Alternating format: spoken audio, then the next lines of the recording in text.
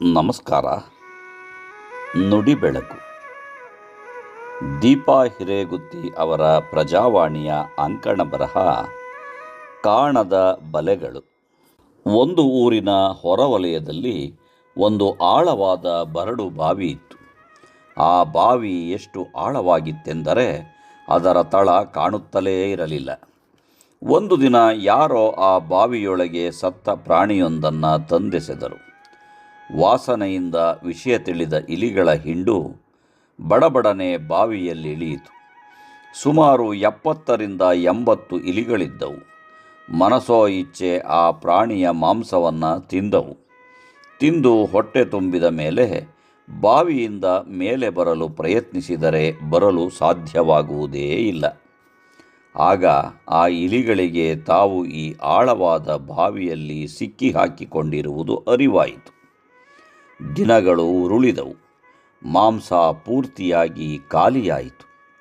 ಸ್ವರ್ಗವೆಂದು ಬಂದಿದ್ದ ಬಾವಿ ಈಗ ನರಕವಾಗಿತ್ತು. ಹಸಿವು ತಾಳಲಾರದೆ ಜತೆಗಿರುವ ಇಲಿಗಳನ್ನೇ ತಿನ್ನತೊಡಗಿದವು. ಇಲಿಗಳ ಸಂಖ್ಯೆ ನಿಧಾನವಾಗಿ ಕಡಿಮೆಯಾಗುತ್ತಾ ಬಂತು. ಕೊನೆಯಲ್ಲಿ ಒಂದೇ ಒಂದು ಇಲಿ ಉಳಿದಿತ್ತು. ಒಂದು ದಿನ ಆ ಬಾವಿಯೊಳಗೆ ಇದ್ದಕ್ಕಿದ್ದಂತೆ ಒಂದು ಹಗ್ಗ ಬಂದು ನೇತಾಡಿತು. ಇಲಿ ಆ ಹಗ್ಗವನ್ನು ಕಚ್ಚಿ ಹಿಡಿದು ಹತ್ತಿ ಮೇಲೆ ಬಂದಿತು. ಆ ಹಗ್ಗ ಎಸೆದ ವ್ಯಕ್ತಿ ಬೇರೆ ಯಾರೂ ಅಲ್ಲ, ಸತ್ತ ಪ್ರಾಣಿಯನ್ನು ಬಾವಿಯಲ್ಲಿ ಎಸೆದವರೇ. ಇಲಿಯನ್ನು ತೆಗೆದುಕೊಂಡು ಹೋಗಿ ಆ ವ್ಯಕ್ತಿ ತನ್ನ ಗದ್ದೆಯಲ್ಲಿ ಬಿಟ್ಟರು. ಆ ವ್ಯಕ್ತಿಗೆ ಇಲಿಯ ಮೇಲೆ ಕರುಣೆ ಬಂದಿತ್ತೆ? ಖಂಡಿತ ಇಲ್ಲ. ಆ ಇಲಿ ಈಗ ಬದಲಾಗಿತ್ತು. ತನ್ನದೇ ಜಾತಿಯ ಇಲಿಗಳನ್ನು ತಿನ್ನುವುದು ಅದಕ್ಕೆ ಅಭ್ಯಾಸವಾಗಿತ್ತು. ಹೀಗಾಗಿ ಅದು ಕಾಳು ತಿನ್ನುವುದಿಲ್ಲ ಎಂದು ಆ ವ್ಯಕ್ತಿಗೆ ಗೊತ್ತಾಗಿತ್ತು.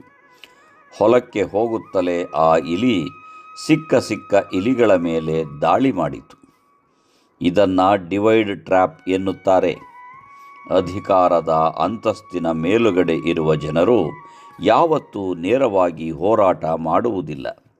ಕೆಳಸ್ತರದಲ್ಲಿರುವ ಜನರು ತಮ್ಮೊಳಗೆ ಹೊಡೆದಾಡಿಕೊಂಡು ಸಂಕಷ್ಟ ಅನುಭವಿಸುತ್ತಾರೆ.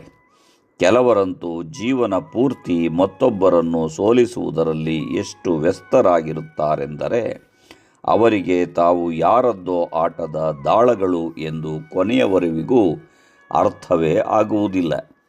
ಧರ್ಮದ ಹೆಸರಿನಲ್ಲಿ, ಭಾಷೆಯ ಹೆಸರಿನಲ್ಲಿ, ಪ್ರಾದೇಶಿಕತೆಯ ಹೆಸರಿನಲ್ಲಿ, ಅಧಿಕಾರದ ಹೆಸರಿನಲ್ಲಿ ಜಗತ್ತಿಗೆ ತಾನು ದೊಡ್ಡ ವ್ಯಕ್ತಿ ಎಂಬುದನ್ನು ಸಾಬೀತುಪಡಿಸುವ ಹುಚ್ಚಿನಲ್ಲಿ ಎಷ್ಟೋ ಸಲ ನಾವು ನಮಗೆ ಅರಿವಿಲ್ಲದಂತೆ ಈ ಜಾಲಗಳಲ್ಲಿ ಸಿಕ್ಕಿ ಬೀಳುತ್ತಿರುತ್ತೇವೆ.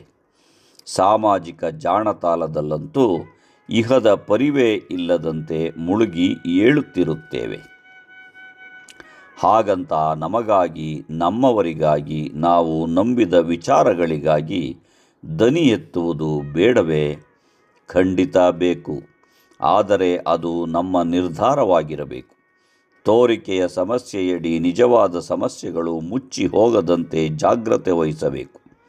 ನಮ್ಮ ವಿಚಾರದ ವಿರುದ್ಧ ಇರುವವರನ್ನು ಸೈದ್ಧಾಂತಿಕವಾಗಿ ವಿರೋಧಿಸಬೇಕೇ ಹೊರತು ಅವರನ್ನು ದ್ವೇಷಿಸಬಾರದು.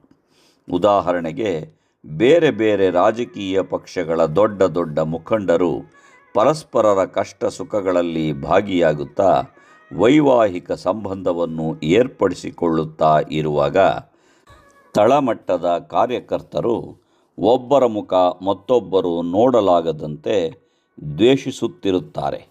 ಹೀಗಾಗಿ ಯಾರೋ ಬೇರೆಯವರು ಹೆಣದ ಜಾಲದಲ್ಲಿ ಸಿಕ್ಕಿ ಹಾಕಿಕೊಳ್ಳದಂತೆ ನಮ್ಮನ್ನು ನಾವು ರಕ್ಷಿಸಿಕೊಳ್ಳುವುದು ಇಂದಿನ ತುರ್ತು.